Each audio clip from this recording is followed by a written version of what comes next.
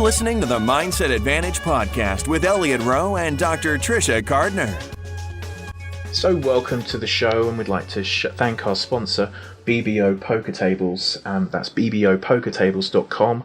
If you'd like to buy yourself a Christmas present, head there and get yourself a poker table.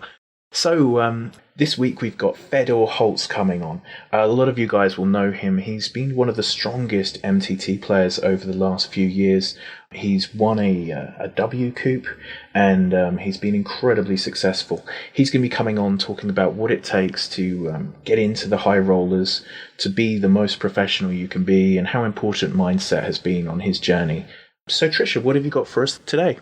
Hey, well, I got something special for you guys today. I have a book coming out called Peak Poker Performance, and that'll be out, I think, at World Series time. But anyway, one of the things that I wrote about that I thought I would just share with you guys now as a little sneak peek is talking about doing a pre-mortem analysis. Now, usually what we do is we do a post-mortem after we fail at something, or after, we haven't played well. We kind of look back and we say, okay, what are all the things that I did wrong?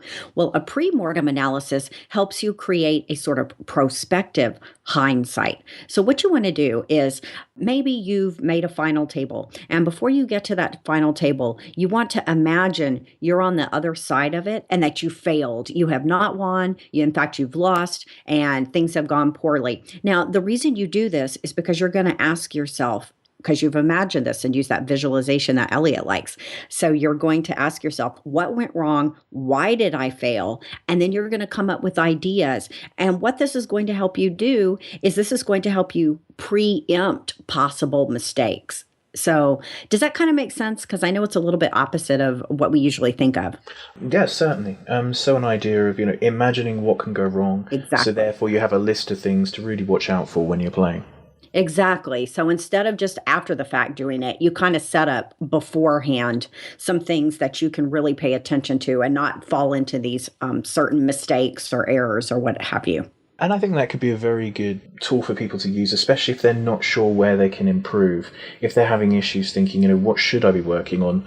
Use an idea like this and really ask yourself what could go wrong in the sessions, and then focus in on those weak links. Exactly. Okay, perfect. So let's give Fedor a call. So Fedor, thanks for coming on the show. If you could introduce yourself to our listeners. Hey, I'm Fedor Holz. I was born in Germany and I live in Vienna now, and I play a ton of poker. And I've been playing for about 4.5 years now. And my first year wasn't really well, but after that year, I invested a lot of time and effort, and I'm very happy with the state and the level I'm playing at right now.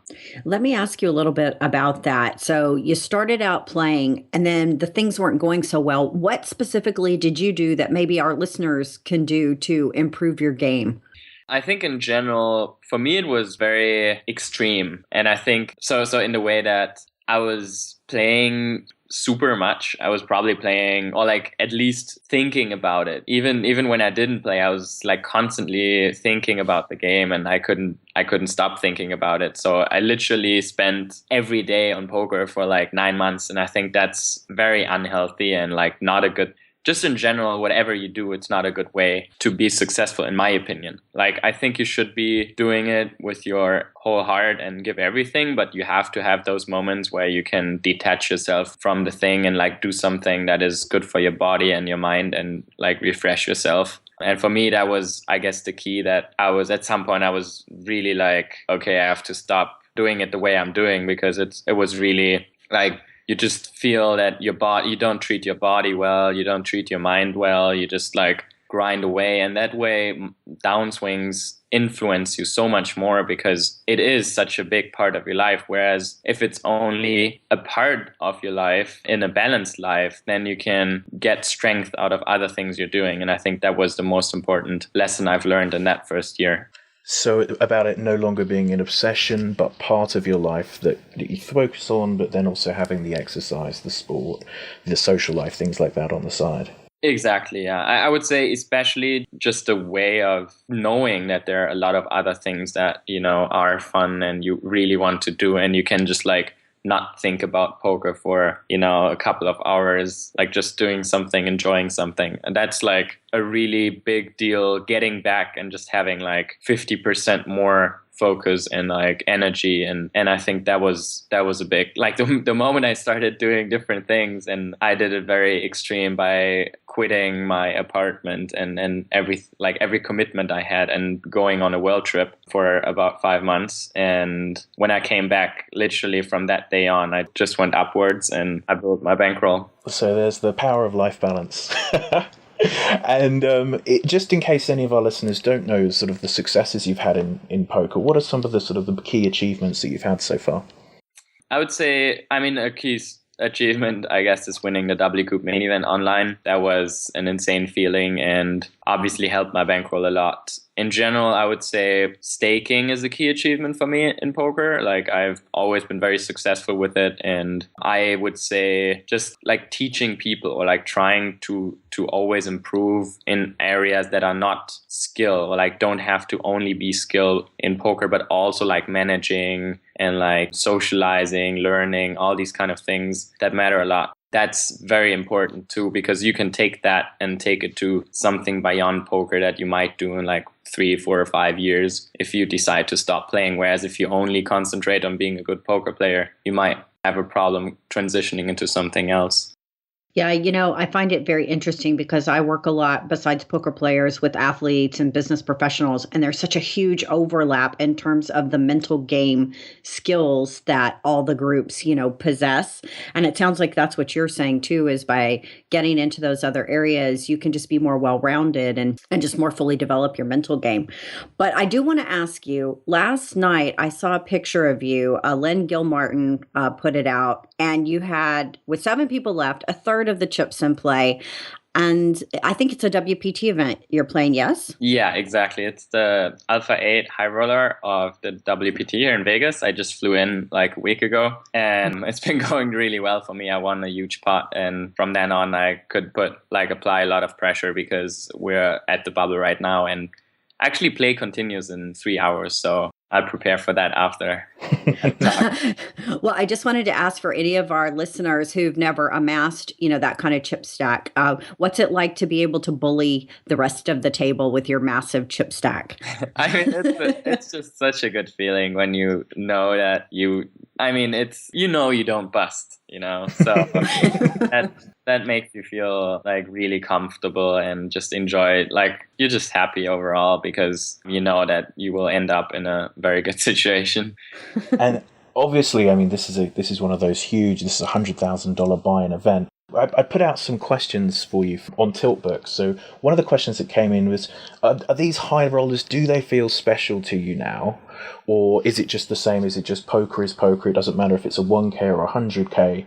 It still feels like the same game. Or is there something special about playing these high roller events? There's definitely something special about them, mostly because I'd say that the factor of money is like, it just gets less and less the more you have.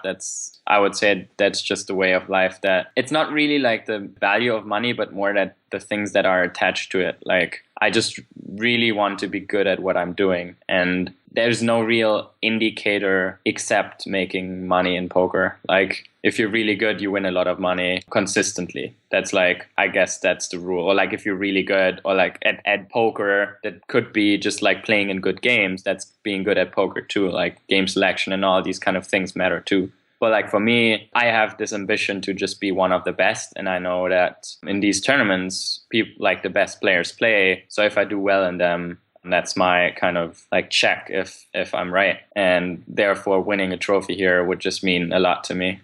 Now, you had a pretty big World Series this past summer, and you ran really deep in the main event, and I think you did really well in some other events. Is the World Series kind of a special thing? Do you get a special feeling around that, or is it just another day at the office? It's definitely nice. I would say mostly because the tournaments are huge. You can play every day, so I don't know, I didn't really I was really in a grinder mood. Like, you just keep going. If you bust, you just register the next tournament. I think I played like 40 tournaments in 30 days or something. And it feels so great because you literally, most of the year, you just have these like 5 or 6 tournaments that are the same buy-in level, maybe 10 sometimes. And like, they vary so much between like 1K, 5K, 10K. So you don't really have a big chance of reducing the variance. But when you're in Vegas, it feels like because they have so many tournaments that you're going to win one eventually. And that's just such a good feeling where I was like, when I busted or like I got sucked out or something, I was just like, okay, let's go on. I would say it's special because everyone is there. Like if you make a final table, everyone rails you, all your friends are there. That's, for me, it's a lot about sharing with other people as well. The emotions, they are so much stronger when you can share them. I'd say if I'd be alone winning a tournament, it's like way different than having 15, 20 friends around you. Yeah, and as you say, in the World Series, everyone's there, aren't they? Everyone in poker, so it makes it much more exciting. In terms of from the mental game side of your game, personally, there's been some interesting stuff come up recently on 2+2. Mason's been saying that focus isn't needed in poker because a good player will always play the same way, and therefore you don't need to think about exercise, diet, or sleep because a good player always plays the same anyway. What's your take on that? I think that's the worst statement ever. I think everyone who's a professional at whatever can tell, like, would say that this is wrong. It's just like plain wrong. I would just say that in whatever situation you are, if you're honest to yourself, like, you always are different. You could be like, some things, they just influence you. And when you say something like that, that only means that you're not honest to yourself and don't accept that it influences you. Like if I bust a tournament, it might not influence me the way that I can actively see it. But it's just like I've been on runs where I just won literally every tournament I started playing. And that was the time where I played my best. It's because you're 100% confident in what you're doing. And you don't see the difference between being 100% confident and being like 98% confident. But there is a difference there, isn't there? There is a difference for sure. I mean, like I had streaks where I busted like 25 live tournaments in a row and just nothing really went my way. Like the 26th tournament, I would say I was still playing like well, but I was definitely not playing as good as before or like as good as I could have played. There's a slight difference between playing good, like every basketball player, every soccer player, they will all play well. They're all good at what they're doing because they just have such a good skill set. But that doesn't mean that they're playing like 100% of their potential. So I don't think that's... Well, I mean, obviously, I agree with you completely. I thought it was ludicrous. But one of the arguments he used was that in sports you need focus because it's movement, but in poker because you're sitting down, it's not something that's a sporting event. There's not the timing situation. You should just know the answer, and therefore... Yeah, that's just... I don't know, like... Whoever said that never really played poker, I guess. Well, he's played a bit, I'm sure. I think he's played for 40 years, but I think he plays live limit now. Yeah. So it's probably slightly different to the stuff that you're doing. I guess that's what people end up playing when they say stuff like that. Well, let me ask you something else that he's widely espoused, and I think you're the perfect person to talk about this. He's said in several places that MTT players don't tilt. What do you think about that? Virtually never tilt, I think, is to be fair. Virtually never tilt. I've seen the most hilarious tilts in tournaments. I would say online tournament players especially have very funny tilts. Like they tilt a lot, like in all their own way. Like even I would say compared to all the players I know, I'd say I'm maybe like top 10% of like not tilting, or maybe top 5. There are some players that literally just like they grind and nothing happens.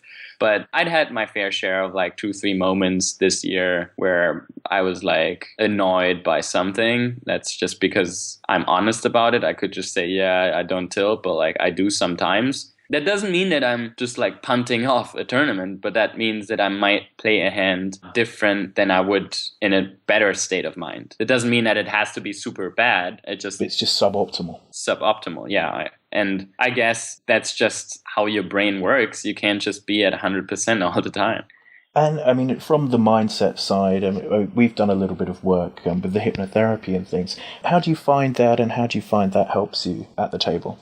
I think it's amazing because I just like the idea of understanding that there's always more potential to free is so important to me, because that means that's the reasoning why I want to work on myself. Like if you don't know, if you question it, if you're like, I don't know if this is like, if this helps, if this is good for me, but I know for sure because I have this type, like I know how like good I can be. I've seen myself doing better than I do some other times. So I want to unlock this possible potential, and that makes me work harder because I've seen the potential I have and I want to access it. And there's so many moments when you think you're 100% honest to yourself, but you're not. Like you just tell yourself, oh yeah, okay, this was the right thing. And then you reflect on it and you're still not 100% reflecting on it. You're like, okay, maybe it wasn't that good. But when you're then like really deeply going into you, and that's what the hypnosis part, like we had a hand we talked about, or like I talked about, and I was like, okay, I'm not sure. And the moment I wasn't, like, I kind of accessed my subconscious, I was like, okay, this was shit. This is snapfold. Yeah. Yeah. And it was so interesting to hear yourself say that, because you literally talked yourself a little into it being okay. Because it is like, okay, it's definitely not a big losing play. But just from the information I had at the table, it was like, okay, I should just snap fold. Just because it wasn't that much worse than fold doesn't mean that I shouldn't still be folding. And that's something a lot of players lie to themselves about. And you just like go on to the next one very quickly. And you easily get stuck in this place of fake professionalism, kind of. I like that term. I want to ask you about the A game, because obviously you are getting to the point where you're tapping into your A game more and more and more. But for you, what does the A game look like? How do you say, you know what, I'm on my A game right now?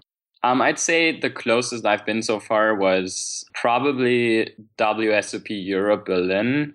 There I had a 25K high roller final table, and I was so focused. Like I went there, I went to the gym, had breakfast, went there 15 minutes early, listened to Elliot's mental, I don't know how to say it. Like, my MP3. Yeah. My Focus MP3. Yeah, exactly. And I was literally sitting there, and everyone, like 5 people asked me, what did you listen to? You look so focused. I was literally just sitting there, closed my eyes, set in like a very straight posture, and I was like, okay, I'm just going to win this tournament now. And I came 6th, but I felt really good about it. I was like very happy with how I played, and I was really, I felt as well like I was really reflecting, even though there were like 1 or 2 hands that were like debatable how to play them and very close. In retrospect, I was still happy that I saw that I could work on these kind of things. And that's like the optimal mindset, in my opinion. Even though you make mistakes, playing your A game, in my opinion, doesn't mean that you shouldn't have tough spots. Most of the time, I feel like it's people, when they say they played their A game, it's mostly because they didn't have tough decisions. It's like, okay, when you get aces and kings all the time and like all your hands are either snap calls or snap folds, then yeah, of course, like it's easy to play your A game. Or when you, let's say you call twice and obviously like you win the hand, make a hero call or something, that doesn't mean that it has to be a good call. And people get like are very results oriented by like how the results are. So if let's say they win the tournament and everything went well, they're like, okay, I played my A game. When they make a hero call and it goes wrong and then they bust, they're like, okay, I've made a bad call. Whereas like they just rely on the result and not on like, are they happy with their decision or not? Exactly. I think you put that so well. I want to ask you one quick thing. You said before that final table, you went to the gym, you had your breakfast, you got there early, you listened to your Focus MP3. That's to me what I call like a morning routine. Is that something that you regularly do before you compete, or is that kind of a new system for you? I'd say it's a new system. Mostly because I have a quite hard time when I play that much live doing it. I feel like just the energy level are low when I travel. And that's something I'm working on right now with Elliot too. Like, it's just so hard for me when I start at 12 and I finish at 1. Mm-hmm. So I'm playing for like, not actually playing, but you have breaks that you can't really use. So you have like 13 hours of poker that are in your calendar as poker because you can't really do anything else in the breaks or something. Like you have 15 minutes breaks or you have a dinner break, but you go to eat in the dinner break and in the break you have 50 minutes. You can't really do anything. So I would say this is like 13 hours. And then you sleep for 9 hours and then you have like 2 hours left. So I'm not the type of guy yet who just has the alarm set at 9 a.m. every morning and then just does this. I really like to do other things as well. If a friend asks me afterwards if I want to, I don't know, get some food or chill with him, then I do that. And then you sleep longer and then you just go straight to play. But on the days you have done the gym and things, have you noticed that difference at the table? For sure, yeah. In Prague, for example, I went to the gym, I'd say 4 out of 10 days or something, or 5 out of 10 days. And it's just, I feel like I don't need it every day. There were actually days where I was like still fresh and I was waking up and felt good and just went to play and was all fine. Especially, it depends, I guess, on what you do. I played squash 3 times, so that's very exhausting. So then you're fine the next day not doing a workout again. But I would say this trip compared to other trips, it definitely helps a lot. You feel you're doing something. Actually in Prague, I had 2 weeks, and 1 week in a casino and 1 week in another casino. And the first week was so like just sitting around doing nothing most of the time, literally. And the second week was very active, playing a lot and doing sports. And I could see the difference was so big. You just feel like useful. And whereas in the other one, I was really questioning why I'm doing what I'm doing right now. Yeah, it makes such a huge difference. So we'll keep you doing that. And then, I mean, in terms of things that you would recommend for the mid-stakes guy who's trying to reach these highest levels, what do you think separates the guys who reach the highest levels from the guys who are perhaps stuck in those mid-stakes? And what would you recommend that they, go to? I was thinking about this a lot because I stake a lot and I want to think about how to improve people in general. Like, how can you advise someone? If someone's asking you, okay, like, what can I do better? I want to give a good advice. And I think most of the time people don't see the big picture. And most of the time I don't see it too, but I want to work harder on being better at it. And I feel like in poker, because that's the only thing I would say I have, like, now I have the experience and the skill set to give good advice, is that it's not all about just being good at poker. Like, it's about being a good decision maker. And I'd say this is the main attribute that a good poker player has to have. All the guys that are playing high stakes, they're good decision makers. Like the 4 guys I run the stable with, they're incredibly good decision makers. Because we kind of run a business, and like you can see when we talk with each other, every one of us, that we can make decisions. And that's the huge difference when you talk to other poker players. They're indecisive. They don't really know what to focus on. And you always have to guide them and tell them like, okay, look at this, or this is the main thing you should be looking at. And then when I see them working alone, or like when you tell them, okay, just like try to improve the best on your own, they're literally working on something and putting all their time and effort into something that doesn't help them at all. I would say, like, if you keep working 20 hours on this, I could be more effective working 1 hour on something else. So I think effectiveness comes along with making smart decisions. So just this would be my advice. Always have a good plan, what you're doing, and then becoming better and better at making plans up in a second. Like, okay, what do I do today to be the best possible, or like to become the best possible poker player I could become today? So just make a plan and then be like, okay, maybe what options do I have, instead of just jump on the first thing that comes to your mind. Yeah, and I like what you're saying, because it's very much an incremental approach. People want to go from 0 to 100, in the flash of a light, but it's more like every day. And those little small consistent wins add up over time. And it sounds like that's been your experience.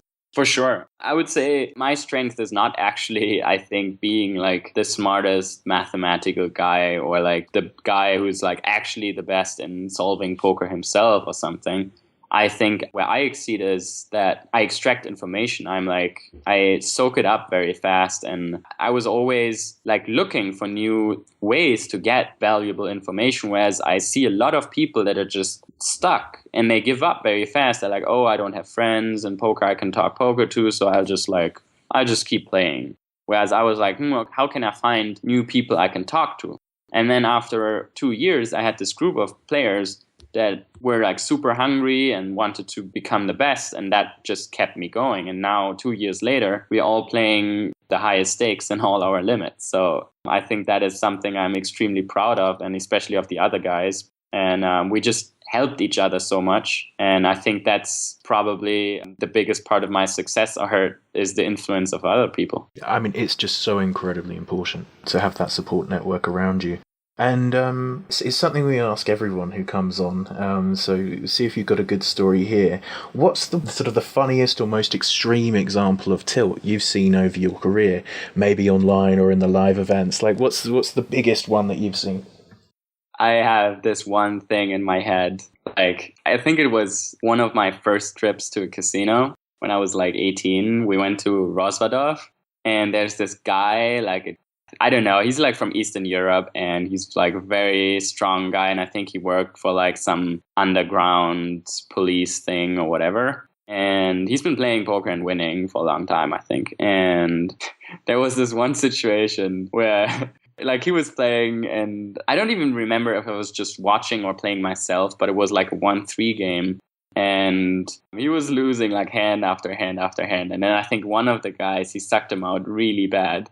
And he stood up, slapped the table, took the cards, and just like completely crunched them and then threw them like in his face. Like he was literally, he just made like a little ball out of them and just like threw it. And I was like 100% sure he's jumping on him now. And just everyone in the whole table, we just looked at him, even the dealer, like with his big eyes, and just like had no idea what's going on, like what to do now, you know? It just. So as an 18-year-old, one of your first experiences of poker in a casino was that. Yeah. That takes fight or flight to a whole new level. Yeah. And I mean, we know you've got your tournament today, so we're going to let you go and do your pre-game prep so that you've got the absolutely best mindset for this afternoon. Thank you so much for coming on the show. I'm sure the listeners are going to love it, and I'm sure we have lots of requests to have you back on again in the future. Where can people find you on Twitter and things if they want to follow you and see how you're getting on? Yeah, sure. They can follow me. My online nick is at CrownUpGuy. I think you'll find me if you search for it. And yeah, I'm happy that you took me on the show here, and yeah. The information is just so useful for everyone. Yeah. So yeah, amazing. Thank you so much. So yeah, go crush them at the final table today, and have fun. Thanks. Cheers, man. We'll talk to you soon. Amazing to have Fedor on the show, especially good of him to come on the day that he's leading 100K. Well, you know, I think the reason he did that, Elliot, is because he realizes that we have a history of people coming on our show and then going on to win big things. That's very true. Yeah, Brian did pretty well with the super high roller, and Pad's got his what was it, WCOOP score, didn't he? Yep. And then we had TJ Dillashaw came on before his fight. Oh wait, just before he won the belt. You're right. Yeah, these guys are killing it. That's right. Yeah, but so much useful information there, and we really hope you guys enjoyed the show.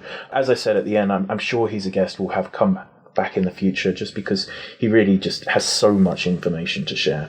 I don't even think we got past the tip of the iceberg with him, because he just knows so much, and he's such a clear thinker about what you need to do to, work on your game and improve your game. So I think we could tap that just quite a bit more. Oh, definitely.